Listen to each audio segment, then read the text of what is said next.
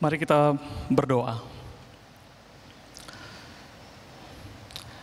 Kami bersyukur ya Tuhan, oleh karena di hari yang telah Engkau tentukan ini, Engkau telah mengumpulkan kami ya Tuhan, di dalam sebuah kesadaran untuk kami boleh bersama-sama memuji, meninggikan, dan memuliakan nama Tuhan. Dan khususnya pada saat ini ya Tuhan, kami juga rindu untuk mendengar akan kebenaran firman-Mu. Tuhan berkatilah kami di dalam situasi yang tidak mudah ini. Kami rindu Tuhan, Engkau terus memimpin kami melalui kebenaran firman yang akan kami dengarkan. Berbicaralah ya Bapa, oleh sebab kami ini anak-anak-Mu, kami telah siap untuk mendengar firman.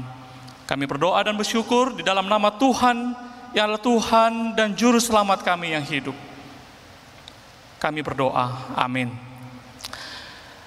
Saudara sekalian dikasihi Tuhan, hari ini kita akan merenungkan sebuah tema berbuah di dalam kesabaran. Untuk itu saya akan membaca beberapa firman Tuhan. Pertama-tama di dalam Amsal pasal yang ke-16 ayat yang ke-32. Kitab Amsal pasal yang ke-16 ayat yang ke-32, demikian bunyi firman Tuhan.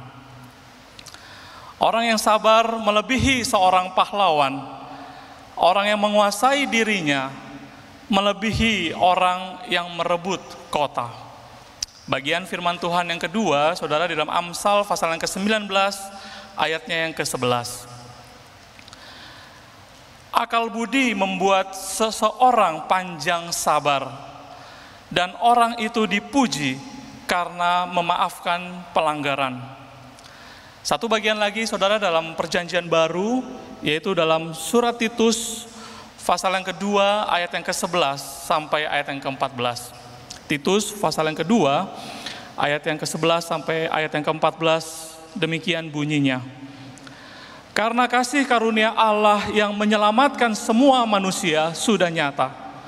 Ia mendidik kita supaya kita meninggalkan kefasikan dan keinginan-keinginan duniawi, supaya kita hidup bijaksana, adil, dan beribadah di dalam dunia sekarang ini, dengan menantikan penggenapan pengharapan kita yang penuh bahagia dan penyataan kemuliaan Allah yang maha besar dan juru selamat kita, Yesus Kristus, yang telah menyerahkan dirinya bagi kita untuk membebaskan kita dari segala kejahatan dan untuk menguduskan bagi dirinya suatu umat kepunyaannya sendiri yang rajin berbuat baik.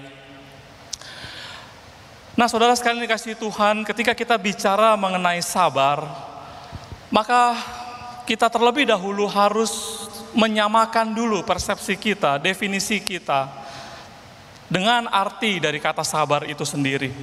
Saudara, sabar bukan berarti apatis, diam dengan pasif menanti saja apa yang akan terjadi kemudian. Ya saudara, sabar juga bukan berarti sebuah kemalasan untuk berupaya atau berusaha melakukan sesuatu atau untuk mencoba sesuatu yang lebih baik lagi.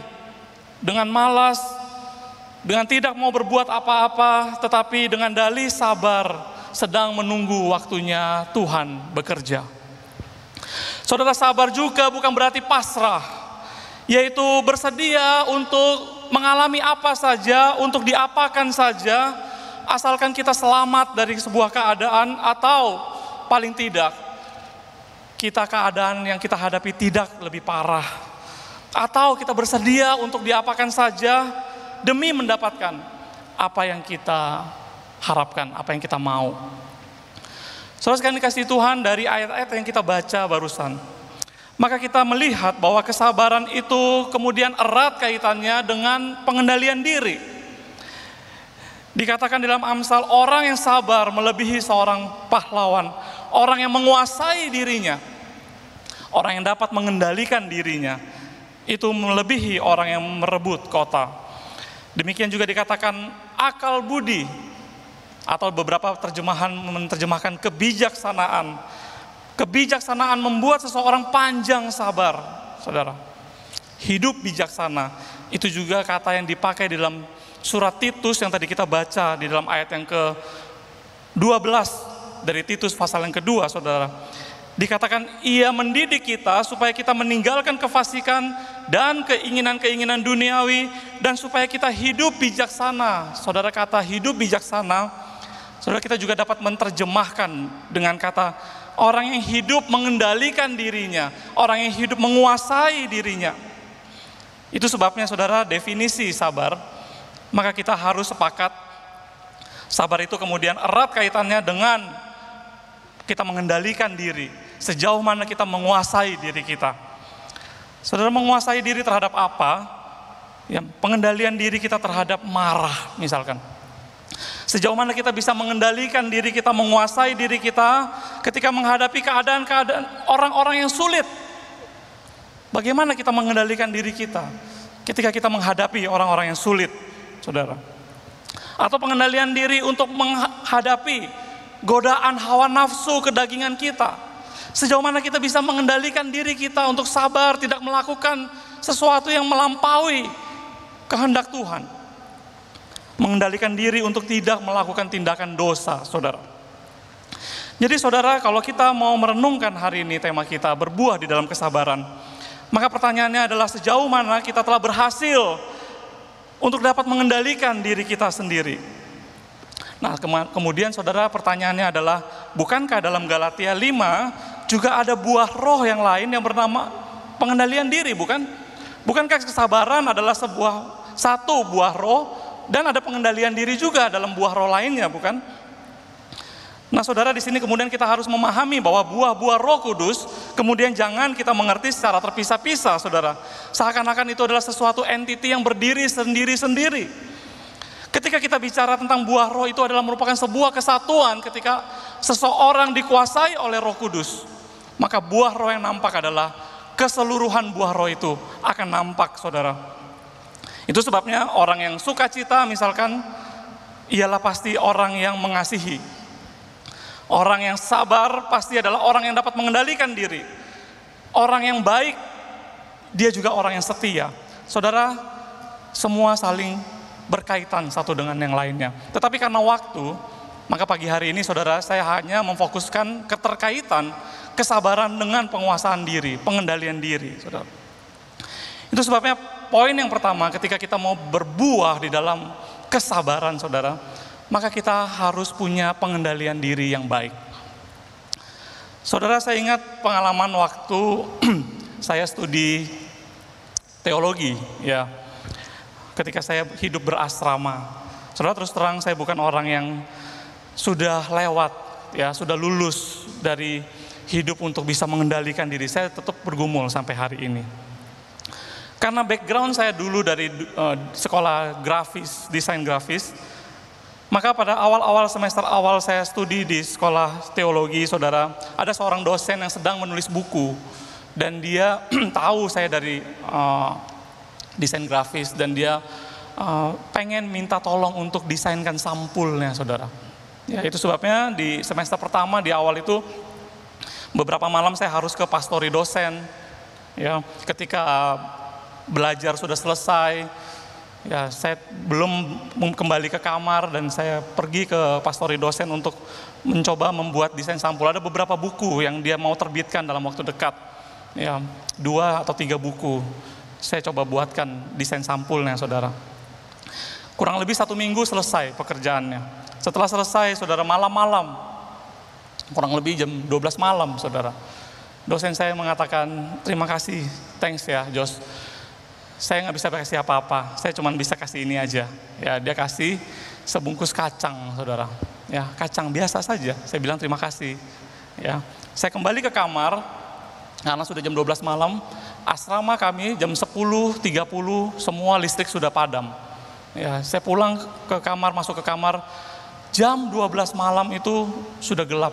Ya, kan nggak seru, saudara, makan kacang malam-malam dalam kegelapan. Saya pikir besok saja saya makan kacang ini. Saya taruh di meja belajar di dalam kamar asrama saya. Nah, besok harinya, saudara, kita kemudian pagi-pagi sudah harus bangun, bersaat teduh, mandi, beres-beres kuliah, dan lain sebagainya. Sampai siang hari, ada break. Ya, setelah makan siang itu biasa ada waktu 1-2 jam untuk break sebelum kuliah lagi.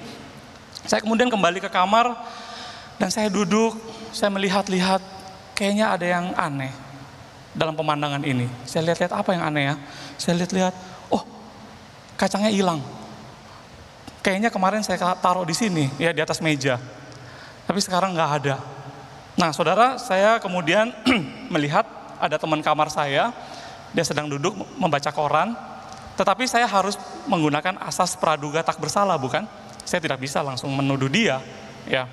Karena di asrama juga ada kebiasaan, saudara, teman-teman kamar itu dari kamar-kamar yang berbeda bisa masuk ke kamar yang lainnya untuk minjem buku, ambil aja tanpa izin. Kadang-kadang terjadi juga seperti itu, ya. Itu sebabnya saya mencoba menginvestigasi dan saya tanya teman saya ini yang ada di kamar dari tadi. Saya tanya kepada dia,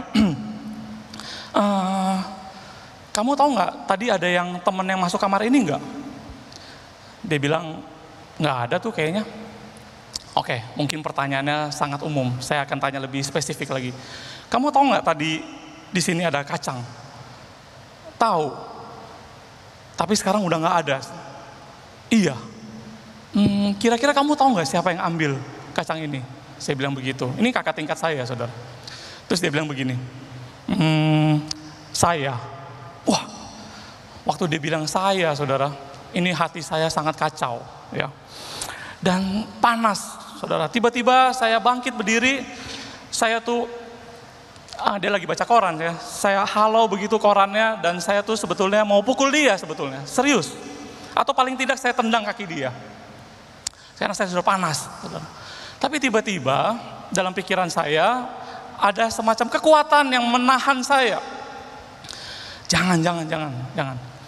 Dan puji Tuhan pada saat itu saya percaya itu semua pertolongan Tuhan. Ya.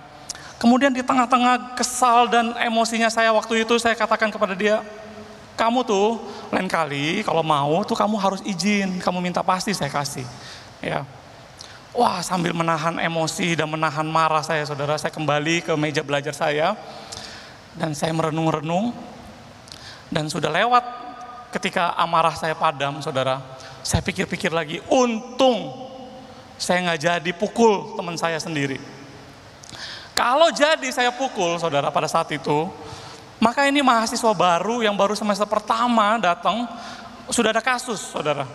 Dan kalau itu adalah terjadi, saudara, maka akan dirapatkan dalam sebuah rapat dosen. Dan berkelahi atau pemukulan fisik adalah sebuah pelanggaran berat. Dan pasti akan dikeluarkan dari sekolah. Dan saudara, makanya kalau saya bayangkan dalam sebuah rapat dosen membahas tentang kejadian ini, Joshua harus dikeluarkan dari sekolah ini. Kenapa? Karena dia telah memukul temannya. Kenapa dia memukul temannya? Apa masalahnya? Karena kacang, saudara. Maka saya pikir-pikir lagi, aduh masalah sepele.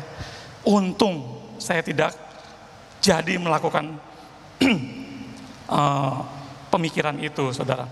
Saudara sekalian yang kasih Tuhan, di era derasnya arus informasi kita pada saat ini, dan ketika percepatan akan perubahan zaman itu semakin cepat, maka kesabaran adalah sesuatu yang langka pada saat ini, saudara. Kita merasa produktif jikalau kita bisa dalam waktu bersamaan kita melakukan berbagai macam hal. Dan waktu itu menjadi hal yang sangat bermakna buat kita, bernilai buat kita, saudara. Dan menjadi sulit bagi kita ketika misalkan kita sudah mengantri dalam sebuah antrian makanan, misalkan saudara, membeli makanan kita diserobot orang lain, ya. Itu sulit bagi kita untuk menerimanya, saudara. Atau kita sedang parkir, kita mau parkir, sudah ada satu spot, kita mau menuju ke sana, tiba-tiba ada orang yang mendahului dari arah yang berlawanan masuk, saudara. Kita tentu akan merasa tidak terima. Ya, atau kita datang ke sebuah restoran atau toko, kita datang terlebih dahulu, kita sudah menunggu lama. Ketika penjaga toko itu sudah berhadapan dengan kita, tiba-tiba dia melayani malah orang yang ada di belakang kita, saudara. Itu kita tidak bisa terima, saudara. Maka seringkali kita sebagai anak-anak Tuhan juga tidak sabar untuk menunggu waktunya Tuhan. Saudara, minggu ini kita sudah masuk ke bulan ke-6, sudah 5 bulan, saudara, kita masuk dalam masa transisi atau PSBB, saudara. Ya, kalau saya bertemu atau menegur sapa jemaat dalam telepon, WhatsApp, atau bertemu langsung, saudara, Maka pertanyaan yang paling sering ditanyakan adalah kapan gereja akan dibuka kembali? Kapan dong Boksu, saya sudah kangen sekali untuk beribadah di gereja. Saudara, maka saya hanya bisa menjawab, sabar ya, sabar. Nanti akan ada waktunya, kita akan beribadah bersama-sama lagi, sabar. Ya. Tapi juga ada saudara yang men-sharingkan pergumulan-pergumulan kehidupannya, sulitnya bekerja atau berusaha pada masa-masa sekarang ini. Ya, kerugian yang dialami, kehilangan yang dialami begitu banyak. Ya, dan ada yang hidup dari tabungan yang semakin menipis dan diikuti dengan pertanyaan, kapan Boksu, tolong jawab, kapan kondisi ini akan berakhir? Bukankah Allah itu baik? Bukankah Allah itu memelihara kehidupanku? Bukankah Tuhan selalu melindungi anak-anaknya dan selalu memberkati anak-anaknya, mensejahterakan anak-anaknya? Kenapa yang saya alami selalu adalah kebalikan dari apa yang semua saya dengar dari firman Tuhan? Saudara, saya tidak bisa jawab pertanyaan-pertanyaan seperti ini. Saya hanya bisa menjawab, sabar. Sabar ya. Waktu Tuhan pasti yang terbaik. Yang penting saat ini kita terus berusaha yang terbaik. Kita berdoa minta pimpinan Tuhan, berharap yang terbaik. Saudara, saya hanya bisa mengucapkan kata-kata itu, saudara. Sabar. Oleh kenapa, saudara? Oleh karena Alkitab mencatat banyak anak-anak Tuhan, bahkan umat Tuhan telah jatuh ke dalam dosa oleh karena ketidaksabaran mereka. Saudara, 1 Samuel pasal yang ke-13 mencatat, ketika Raja Saul berperang melawan bangsa Filistin. Ketika itu dia sudah menjadi sebuah kebiasaan, sebelum bangsa Israel itu berperang, maka mereka harus terlebih dahulu untuk mempersembahkan korban di atas mezbah, dengan maksud meminta persetujuan Tuhan, meminta pimpinan Tuhan, agar perang ini adalah perang yang berkenan bagi kemuliaan nama Tuhan, perang yang membawa kemuliaan bagi Tuhan. Maka adalah kebiasaan untuk membakar korban di atas mezbah, saudara. Tapi pada saat itu dia katakan, ketika dia sudah mau berperang dengan orang-orang Filistin, 7 hari sudah berlalu, hambanya belum datang, Nabi Samuel, saudara. Dan dia lihat pasukannya sendiri, umat Israel sudah tercerai-berai karena waktu yang sudah terlalu lama. Mereka sudah menjadi lesu sendiri, saudara. Di sisi lain dia melihat pasukan-pasukan Filistin itu sudah semakin siap dan sudah semakin dekat untuk menyerang mereka. Saudara, itu sebabnya Saul pada saat itu akhirnya memutuskan mengambil sebuah keputusan tindakan. Dia sendiri membakar korban, mempersembahkan di atas mezbah untuk Tuhan. Nah, Alkitab mencatat, saudara, baru saja dia persembahkan kepada Tuhan, hambanya datang Nabi Samuel. Dan Samuel berkata, apa yang telah engkau lakukan? Saul menceritakan alasan dia. Saul mengatakan bahwa bangsa Israel sudah tercerai-berai. Sudah 7 hari, sudah terlalu lama menunggu. Pasukan musuh sudah dekat. Engkau juga belum datang. Maka saya berpikir, saya pun adalah orang yang sudah ditabiskan Tuhan. Saya menjadi raja atas kehendak Tuhan. Dan apa yang saya alami adalah kehendak Tuhan. Tuhan berbicara melalui semua pengalaman ini. Maka saya memberanikan diri untuk membakar korban di atas mezbah. Lalu Samuel menjawab Raja Saul, tindakanmu itu bodoh dan kerajaanmu tidak akan kokoh. Saudara sekalian kasih Tuhan, Saul jatuh karena kurang sabar sedikit lagi. Kan dikatakan dalam Alkitab, baru saja dia membakar korban, Samuel datang.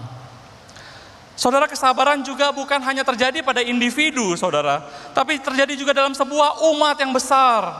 Keluaran 32 mencatat ketika bangsa Israel di padang gurun, saudara, Musa naik ke Gunung Sinai untuk menerima hukum-hukum dan peraturan dari Allah yang dituliskan dalam kedua loh batu, saudara.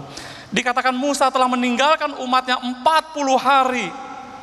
Selama 40 hari umat Israel tidak mendengar lagi kabar tentang Musa. Bahkan mereka berkata kepada Harun, kami sudah tidak tahu apa yang terjadi kepada Musa di atas Gunung Sinai. Itu sebabnya buatlah kepada kami Allah yang akan memimpin kita berjalan di padang gurun ini, seperti bangsa-bangsa lain yang memiliki Allah.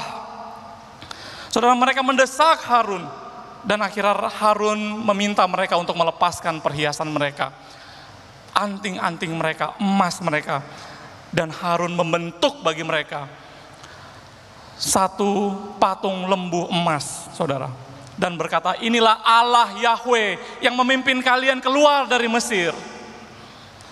Saudara, perbuatan ini kemudian melukai hati Tuhan, saudara.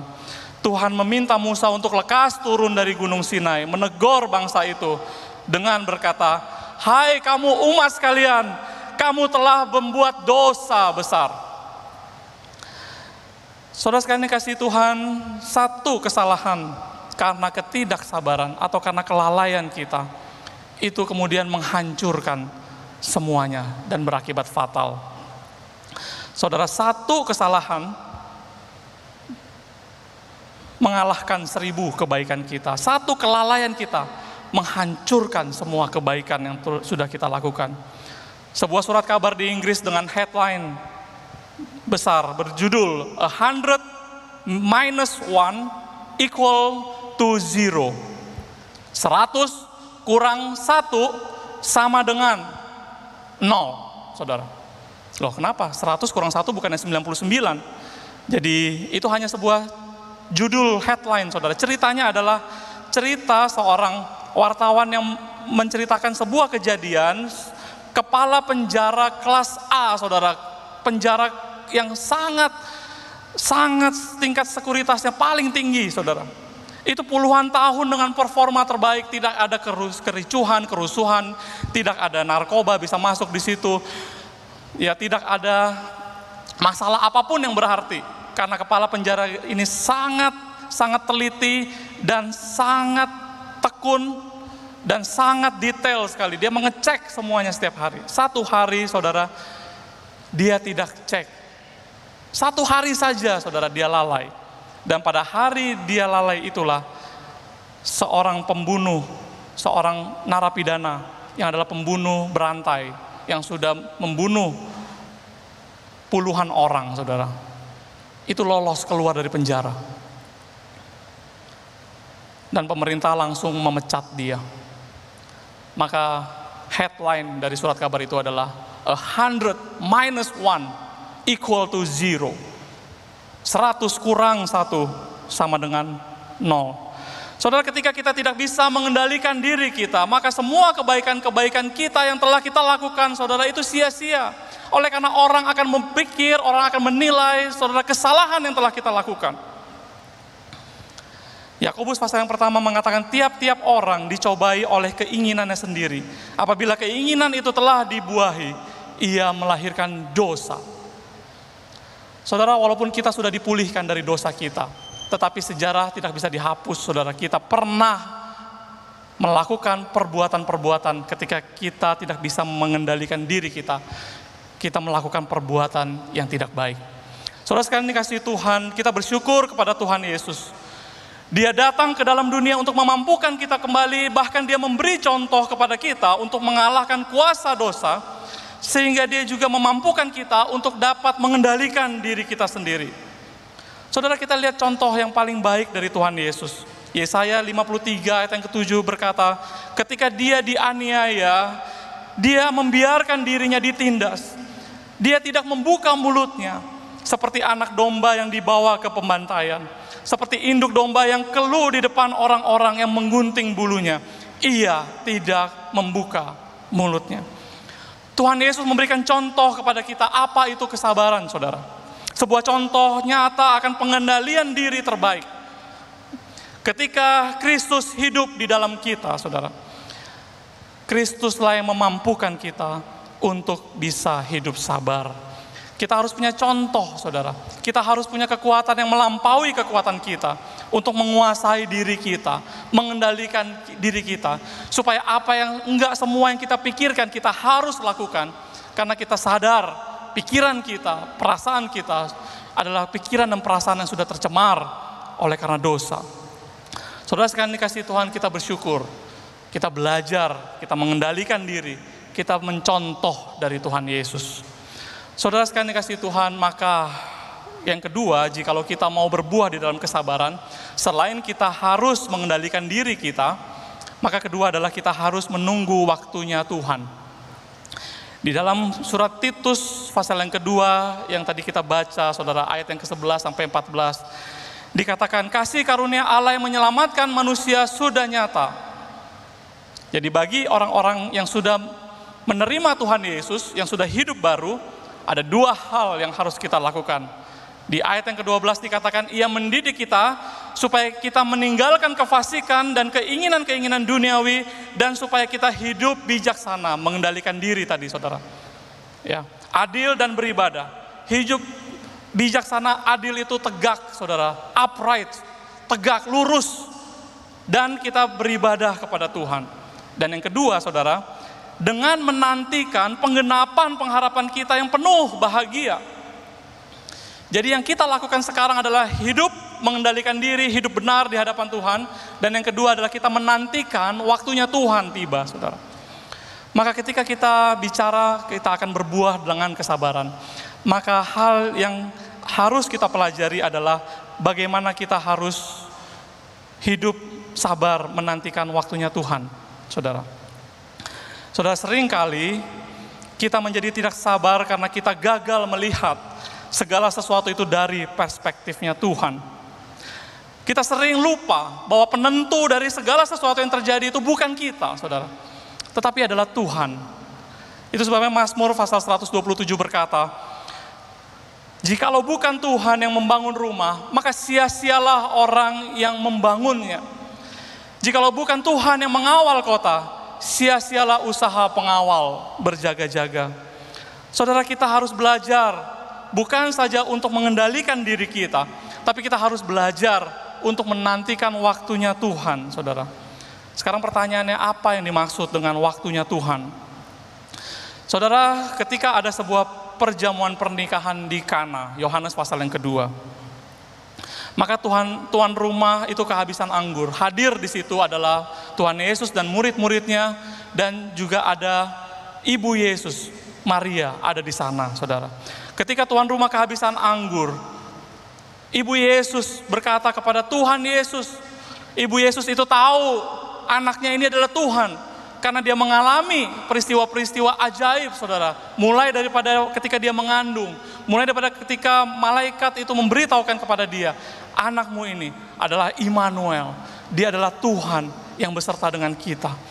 Saudara sekalian, tetapi selama beberapa waktu itu dia belum melihat anaknya itu melakukan sebuah perkara yang luar biasa.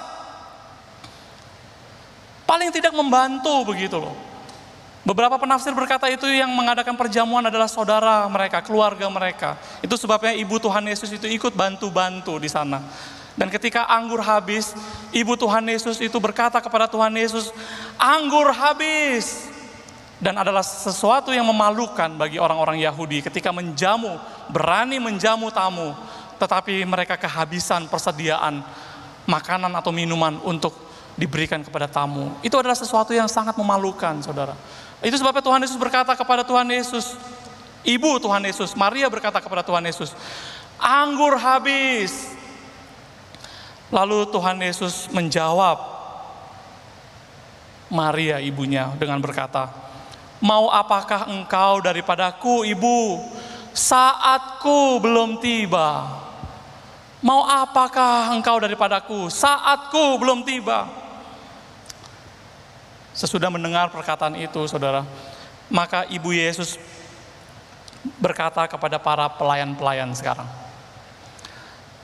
Dia berkata kepada para pelayan-pelayan, apa yang akan dikatakan oleh dia, Tuhan Yesus, kepada kamu sekalian, perbuatlah sesuai dengan perkataannya. Saudara, kalau kita baca ayat-ayat ini, saudara, kemudian kita melihat bahwa Tuhan Yesus segera memerintahkan pelayan-pelayan itu untuk mengisi tempayan-tempayan. Ada 6 tempayan dengan air biasa, saudara, dengan air biasa. Dan setelah diisi oleh pelayan-pelayan itu, dan kemudian Tuhan Yesus berkata, sudah diisi semua, segera kirimkan pada pemimpin acara untuk dibagikan kepada para tamu. Para pelayan-pelayan itu melakukan sesuai dengan apa yang diperintahkan oleh Tuhan Yesus. Dan dikatakan oleh firman Tuhan, ketika air itu dibagikan kepada para tamu. Maka para tamu meminumnya, mencicipinya itu sebagai anggur yang paling enak. Sehingga pemimpin acara itu berkata, memang orang biasa menyimpan anggur terbaik untuk terakhir dikeluarkan. Saudara, sekarang pertanyaannya adalah, bukankah waktunya itu sebentar, bukan? Berapa lama jeda antara waktunya Tuhan dengan waktunya kita? Ketika Tuhan Yesus bilang, saatku belum tiba, berapa lama antara waktunya Ibu Maria, dia mohon agar Tuhan melakukan sesuatu, dengan waktunya ketika Yesus memerintahkan para pegawai-pegawai itu, saudara. Berapa lama waktunya? Saudara, kita sering kali terjebak pada perhitungan-perhitungan seperti ini. Berapa lama jeda waktunya kita dengan waktunya Tuhan?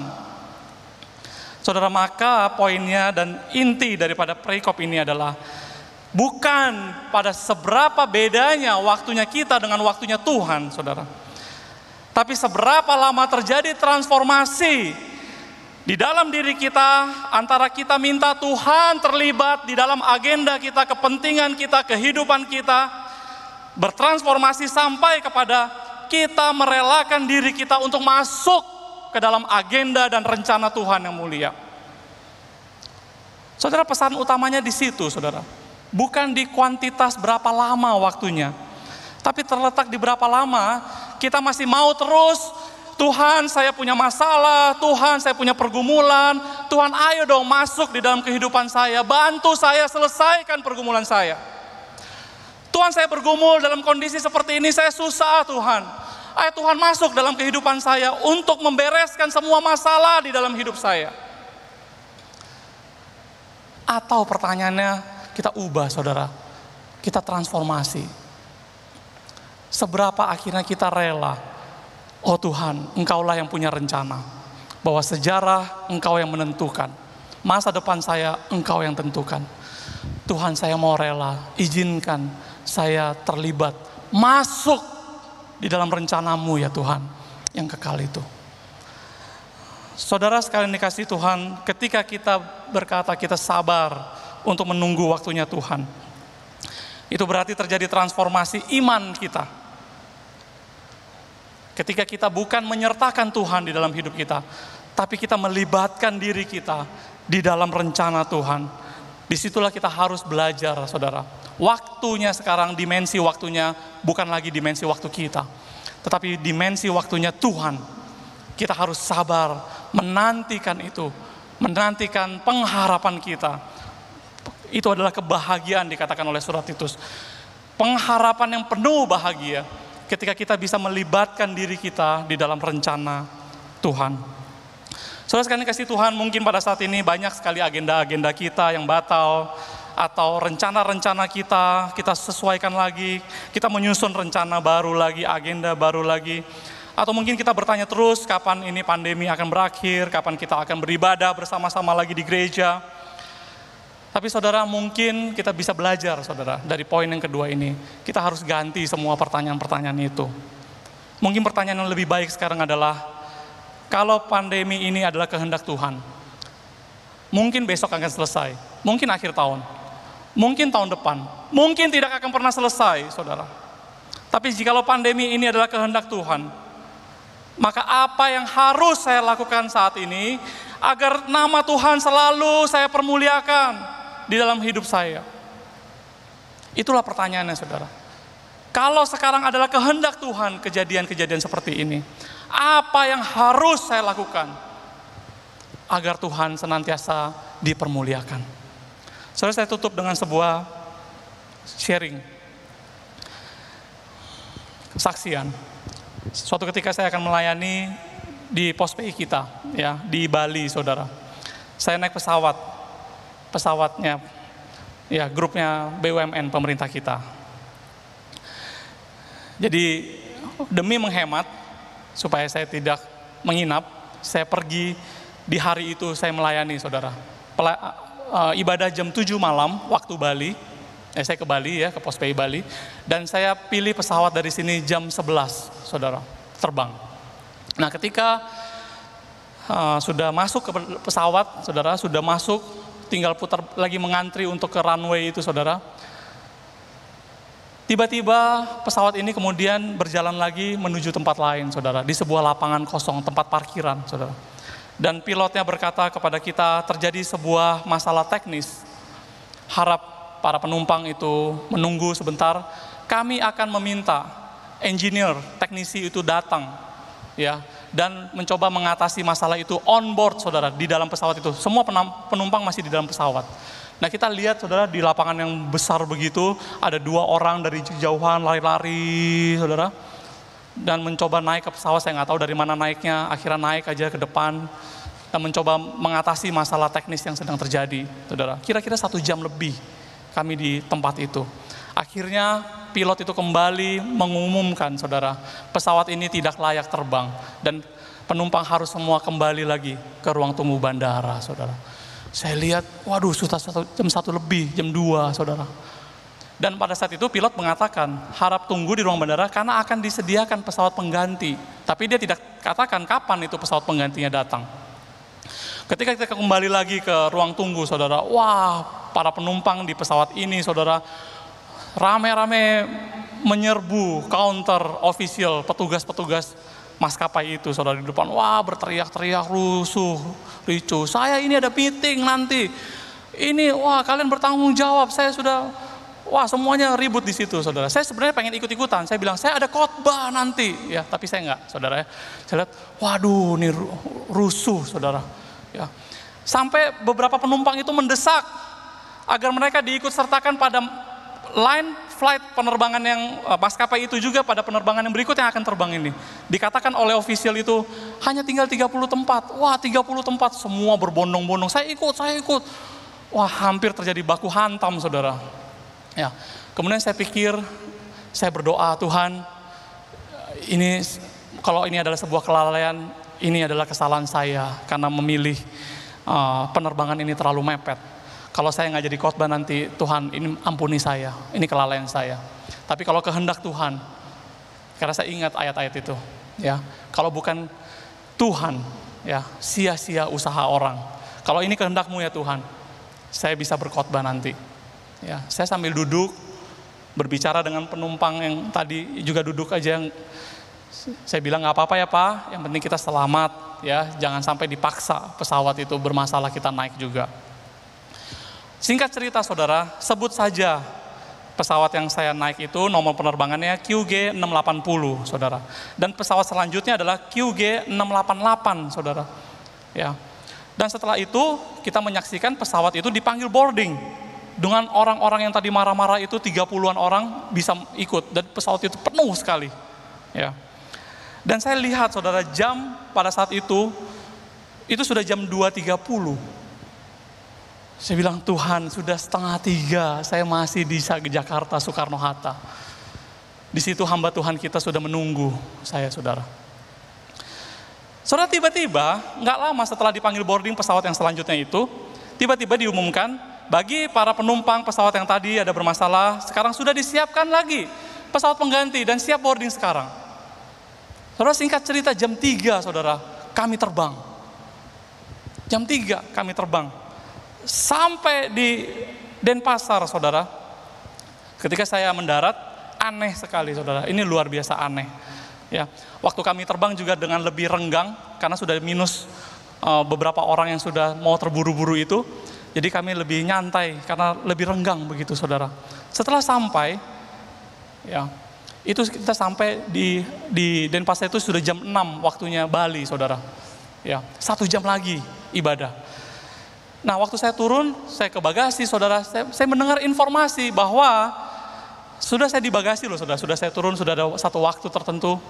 Sudah saya mau meninggalkan ruang itu menuju keluar. Saya dengar bahwa baru saja landing pesawat dengan nomor penerbangan QG 688 yang tadi itu sebenarnya sudah dipanggil boarding duluan. Dia mendarat lebih lambat daripada pesawat pengganti kami. Saudara, kemudian saya berpikir-pikir, untung ya Tuhan, saya nggak perlu ya tergesa-gesa. Untung ya Tuhan mengajarkan saya sabar. Dan kalau itu adalah kehendak Tuhan, saya mengalami mujizat Tuhan. Sampai di bandara, saudara, hamba Tuhan mengatakan, Pak, kita makan dulu. Saya bilang, jangan Bokso, kita langsung ke gereja. Ya, tinggal 1 jam lagi. Saudara sekalian dikasihi Tuhan, berbuah di dalam kesabaran. Mari kita terus melatih diri kita untuk lebih dari dapat mengendalikan diri kita, menguasai diri kita sendiri. Kita juga harus, saudara, lebih lagi terus untuk belajar, untuk memahami waktunya Tuhan, dengan menyertakan kita di dalam rencana agung Tuhan. Saudara, sejauh mana kita telah melibatkan diri kita pada rencana dan agenda Tuhan. Di dalam masa-masa yang tidak sulit ini, saudara, mari kita belajar sabar. Ketika kita berinteraksi dengan orang-orang di sekitar kita, mari kita sabar, belajar mengendalikan diri. Ketika ada rencana dan cita-cita kita, saudara, mari kita sertakan kita di dalam rencana agung Tuhan. Sehingga hidup kita adalah hidup yang senantiasa berkenan kepada Tuhan. Dan hidup yang senantiasa memuliakan nama Tuhan. Amin. Mari kita berdoa.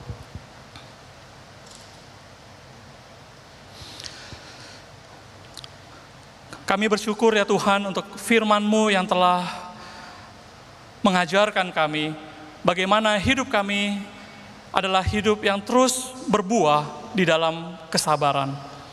Kami mau belajar ya Tuhan hari ini, menapaki hari-hari kami yang tidak mudah pada masa-masa sekarang ini. Bagaimana kami harus membangun relasi kami dengan orang-orang di sekitar kami.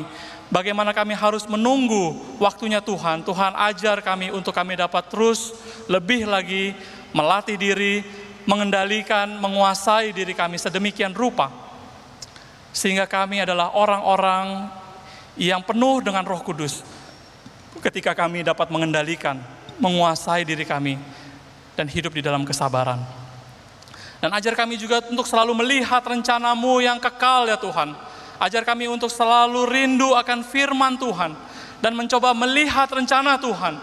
Melihat kehendak Tuhan yang ingin Tuhan nyatakan di dalam dunia ini. Melalui kehidupan kami. Ajar kami Tuhan kemudian untuk menyertakan hidup kami ya Tuhan. Di dalam rencana-Mu yang kekal itu.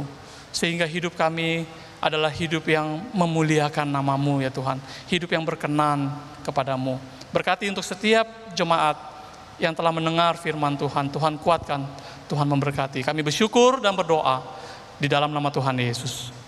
Amin. Amin. Tuhan memberkati kita.